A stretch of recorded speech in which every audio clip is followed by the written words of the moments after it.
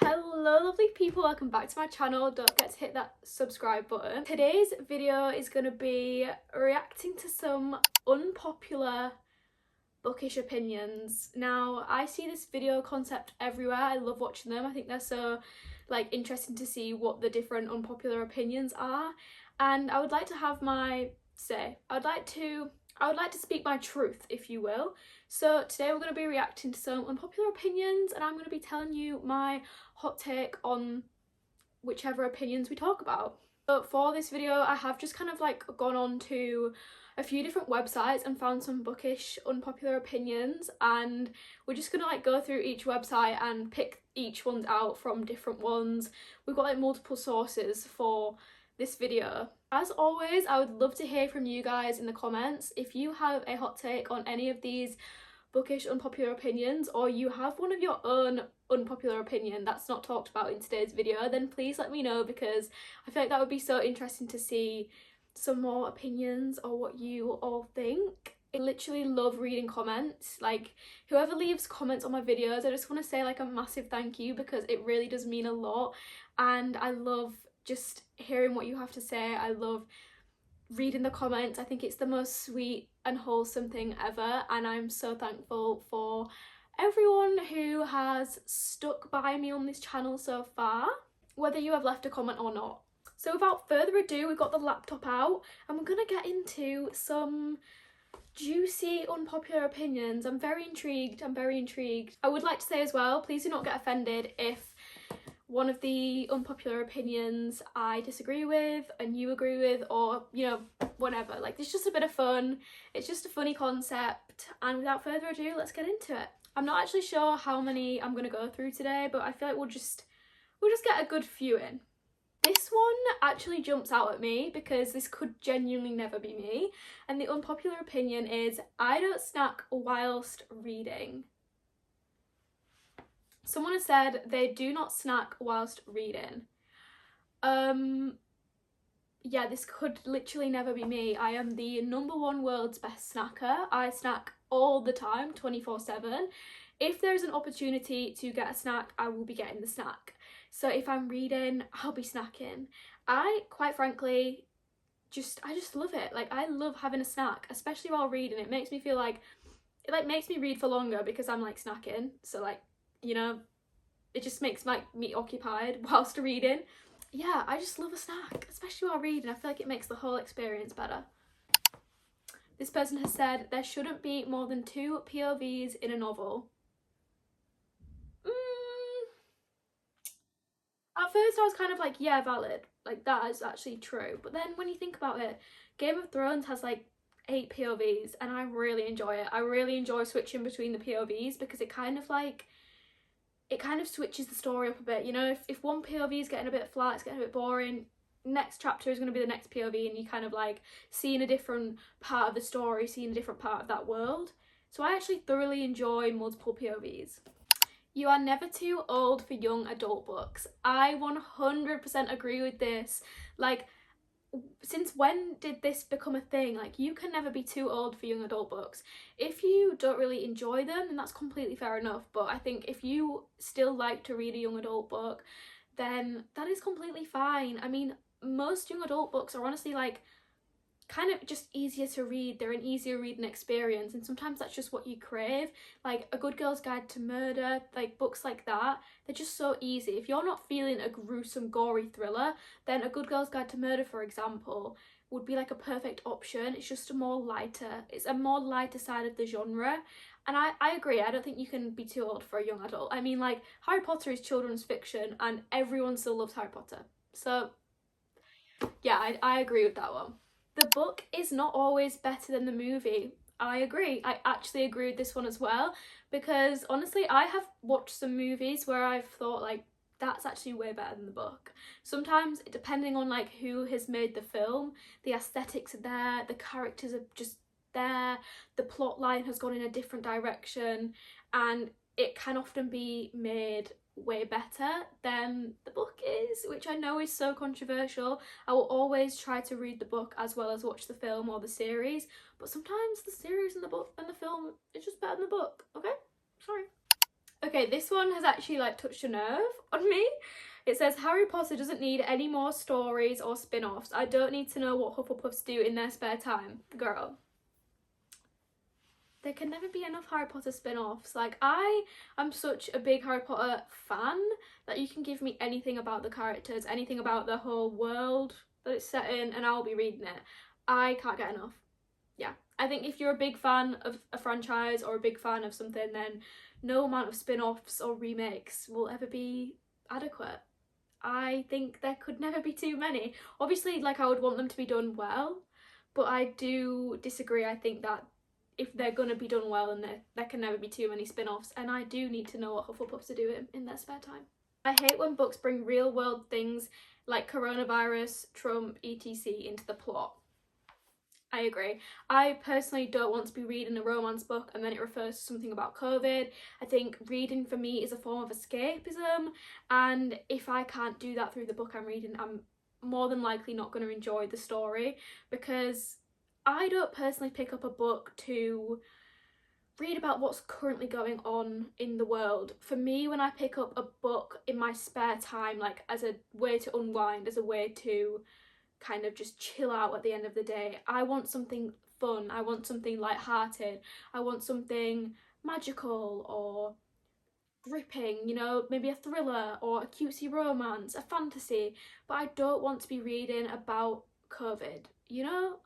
I agree with this unpopular opinion because I just feel like, for me, like I said, reading as a form of escapism is like my greatest form of escapism, and yeah, I don't think you can escape when real world topics are being talked about in like the cutesy rom-com that you're reading. But that is, of course, for if you are trying to read like a cutesy rom-com. Obviously, if you are trying to read about the world, then that is fine. But yeah, in terms of like fiction, when it's like a romance author tries to like bring in, oh, well, she can't see me tonight because she has COVID, it's a bit like, kind of you've taken me out of the story. I hate it when the book cover is changed to match the film or show based on it. I like imagining the characters, not having the actor you choose invade my idea of the book. I 100% agree with this. Because honestly, like, 9 times out of 10, the original cover with kind of like maybe a cartoon graphic on it or just some graphic design is way nicer and way better than when they whack like the actor bang on the front, like front and centre of the new cover. It kind of just like looks a little bit tacky to me. It looks a little bit like, like, yeah, I get that it's a TV series based off of this book, but the book is separate, you know? At the end of the day, the book is as a whole separate, so we should keep it separate. If you know what I mean, in terms of cover designs. Like with the Bridgerton ones, I think that's my exception because it wasn't as in your face as some other book covers. Like the ends with us one with Blake Lively's face on it kind of took me out a little bit of the story, and I definitely preferred the original cover of that one. But I think if I was to make an exception for any, it would maybe be Bridgerton. However, those ones are still like the actors plastered all over the cover, and I just think, yeah, let's just separate the TV show actors from the original cover designs. Trying to read as many books as possible in a month or year purely to hit a number entirely misses the point of reading. I semi-agree with this because I think that it is so fun to have a Goodreads goal, to have a number to reach. It just kind of, for me, it motivates me. It motivates me a bit more than not having one would. But I do get that when people try to set like these super unrealistic goals and they're always behind on their Goodreads goal, or, you know, they're like, oh, I need to read this book, I need to finish it by tonight, I need to do this by this date, and it kind of takes it out of, well, are you essentially reading for pleasure anymore? Like, are you reading because you fancy picking that book up, or are you reading because you know that you're going to drop behind the Goodreads goal if you don't read it? So I think that, yes, having a Goodreads goal is super fun and I love it personally. I love setting a Goodreads goal. It drives me to read more, but I think when you cross over that very thin line from that to forcing yourself to pick up the book and forcing yourself to read when you don't want to, just to reach like a bigger number, it's not that deep, it's not that serious, and yeah, I think we should all as a collective stop doing that. Sometimes the books aren't good, but the characters and concepts are. I agree actually. I think I agree with this one purely for the fact that sometimes you get like the setting and the overall synopsis of the story sounded so good and that's why you picked it up, and then you start reading and either the writing style is just not it or how it's being executed isn't either, and it can kind of get a bit like, oh, it's a little bit boring. It's a little bit boring, and you just sat there like, oh, like I like these characters but not how it's being written. And that is my hot take.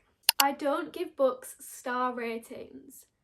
Are you actually okay, girl? Like, are you okay?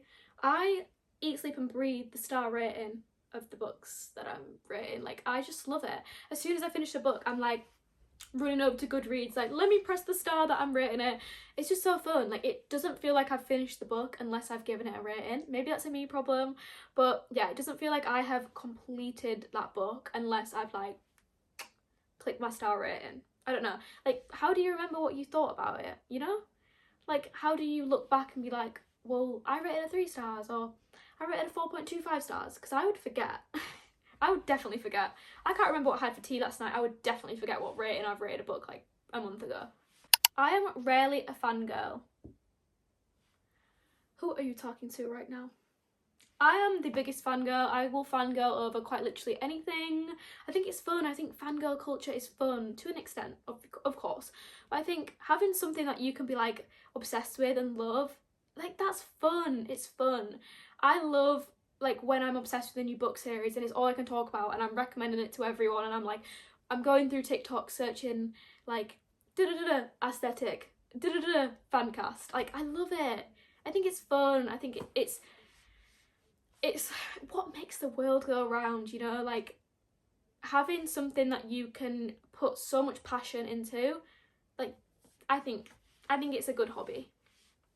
I prefer standalones to series.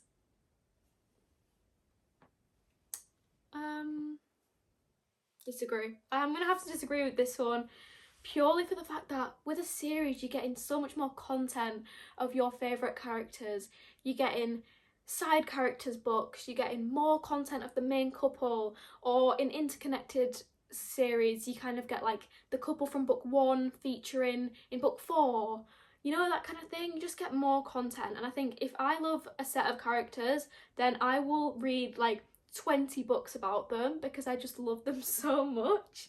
So a standalone is just not all the time good for me. I get it in terms of like sometimes you just kind of want to read the book and be done with it and not have to be like, oh, I've got to read the next one in the series, the next one in the series, the next one in the series. But I think for me, I love like as much content as I can get from like my favourite characters, so I definitely need like a series. But I will say there have been some standalones where I've absolutely loved it and I think they are just good as a standalone, like the 7 Years Slip. Loved that one as a standalone, or Carrie Soto is Back, loved that one as a standalone. Like there are some where it was good as a standalone, but I think as a whole, give me the series, give me the series. I don't organise my bookshelves by colour. I personally don't really care like how people organise their bookshelves. I mean, as you can see, my bookshelves are not organised by colour. There's honestly not a great deal of organisation to mine at all. It's kind of just like vibes up there, but I don't really mind when people organise them by colour. I think it looks cute, I think it looks nice.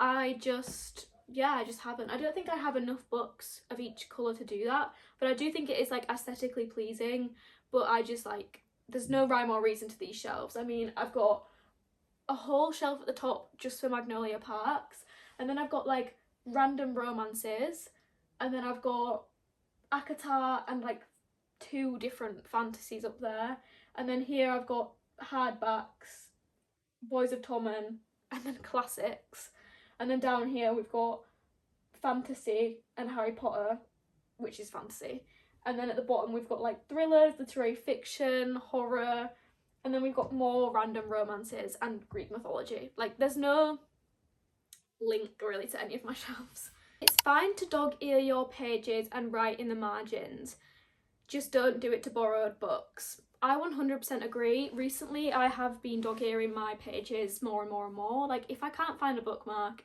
if I don't have one on hand, then I'll just dog ear the page. It makes no difference to me. Like I actually just don't care. I don't even think you can really tell once they're folded, to be honest.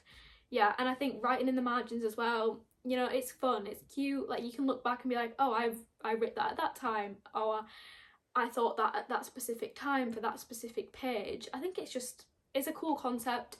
Definitely not on borrowed books though, but that is very rude. Please never do that. But yeah, I don't think it's an issue, really. Okay, I'm going to do one more unpopular opinion, and that one is going to be ebooks are just as good and easier to carry. Yes, they are easier to carry 100%. Like my Kindle just slots into my bag. It adds no extra weight. It takes up no room.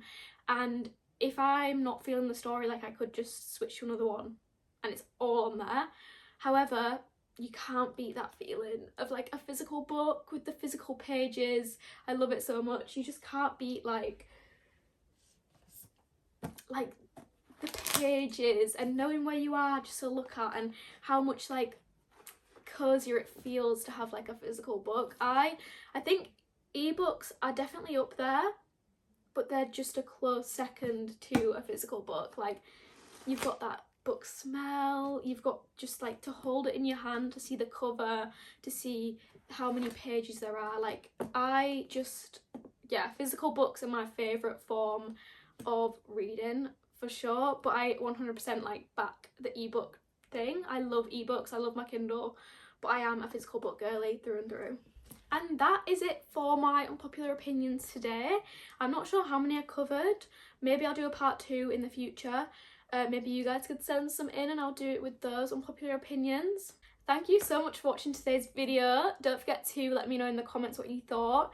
Don't forget to like, comment and subscribe as well. And I really hope to see you in the next one. Bye guys!